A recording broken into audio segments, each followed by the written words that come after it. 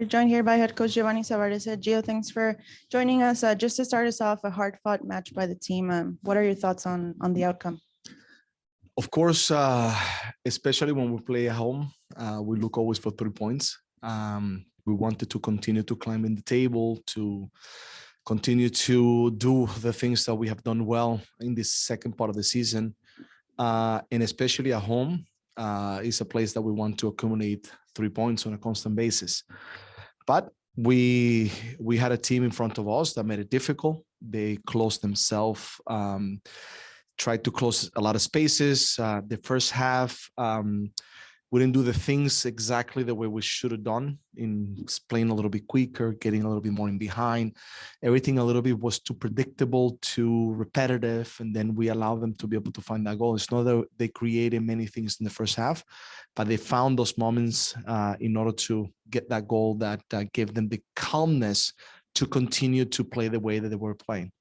In the second half was different. I mean, we came with a different mentality. Everything was quicker. We got in behind. We created opportunities. We were very good in the second half. In just credit to them that they defended well. Credit, to the way we tried.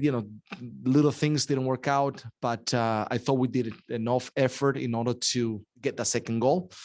But also on the other side, credit to Alio as well, that in the moments that they had the opportunities, Alio was ready, the defenders were ready, and it became a little bit more the transitional game, even though we play a lot in their field most of the time in the second half. So disappointed, yeah, because we wanted to get the 3 points, but 1 point is going to allow us to continue to accumulate, to climb in the table, and especially doesn't allow Vancouver to jump on top of us. So that's another important part. So now is reflect on this game. And sometimes it happens, when you have such a good game, the prior weekend against Seattle, it tends sometimes, a team to initiate the way we started this game. And the good thing is that the second half, I saw the team that wanted to win. We'll open it up to questions. Hey, Gio. Do you think the first half was kind of a regression to some of the issues you guys had in the first half of the season as far as just general run of play? And how much of that do you think was attributed to not having Eric out there? So I think first, it's not that there were things that regressed to what, we did at the beginning of the season. It's more, they defended well, they closed spaces. And our movement, our connection between some areas and some players wasn't the ideal. I think we kept the ball, we moved the ball, but it wasn't quick enough. It wasn't, getting into behind spots to create. So every time that we got into the wide areas, most of the time, they already had the block inside the box. So even putting crosses in was difficult.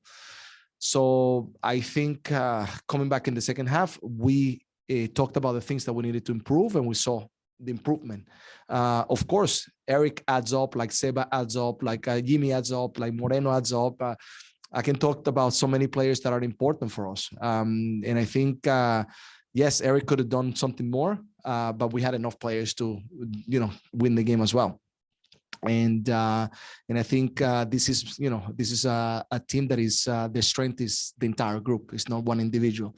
So I think that's what we have to continue to move forward with. And I think everyone today in the second half was much better, and that's why we were able to tie the game.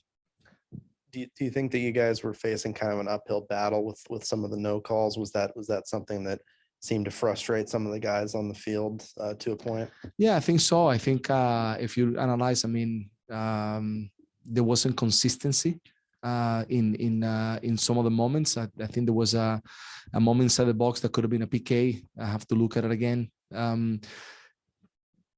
It's difficult. That was a difficult decision for the referee. I think some referees will call it, some others maybe not.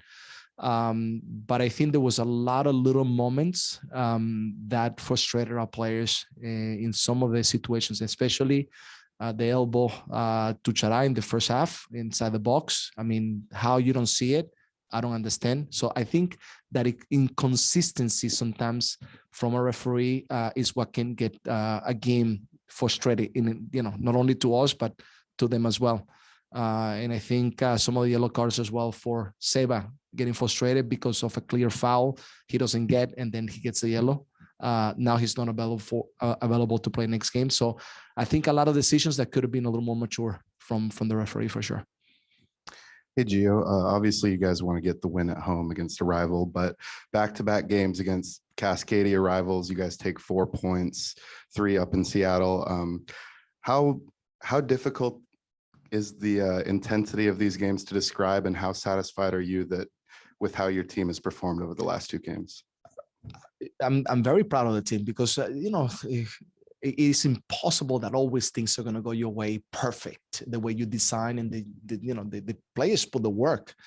Today, the first half is not that the players didn't want to do the things that we talked about or that we practiced. They just, credit to the other team that they closed themselves, that, we could have been a little bit quicker, all the things that I talked about. But the important thing, I think, is to see the adjustment and how the guys came back in the second half. That shows a team that wants to win, a team that wants to climb in the table, teams that wants in the second part of the season be important. And I think we have shown these past 6 games. I mean, we have found always, of course, some wins, but if we don't win, at least we find a way back into it. Tying again, Vancouver today, Nashville getting the 2-2, and sometimes it goes the other way. In LA, we could have won the game and then they scored at the last second. But the important thing is not to lose, is continue to stay focused in working hard. And for me, I'm proud of all the players, because whoever comes into the game also puts the work that he needs to put in order to make sure that we stay at the level that we need. So I'm extremely proud of the entire team, and we have to continue to put the work in. Hey, Gio, are there specific things that your team tactically does differently when playing against a back 3 or a back 5 versus a regular back 4? Yeah, of course. So, for example, you saw at the beginning of the game, we never expose the throw in the back. This is, you can play in different ways, 3, 4-3. If you look at Colorado, their wing backs, they go all the way back. So they defend always with 4 because they have the player opposite coming inside. Vancouver doesn't do that. They keep the 4 in the middle. So they go from the middle position to go and press. So that allows you to have spaces wide, which we didn't attack in the first half. And then the second half, we talked about get wide, get in those areas, and we got a lot of the ball there. And then we exposed them because they had to come out. We can make runs in behind.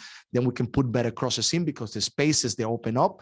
And the speed of play has to be quicker the way we did in the second half. So teams play the 3-4-3 in a different way. But of course, we do things in a way that we see or that we're able to evaluate in some moments.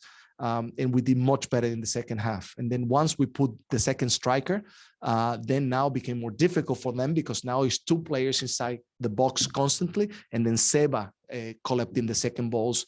So I think we gave them a lot of trouble when we went 3-4-3 with Seba being the number 10.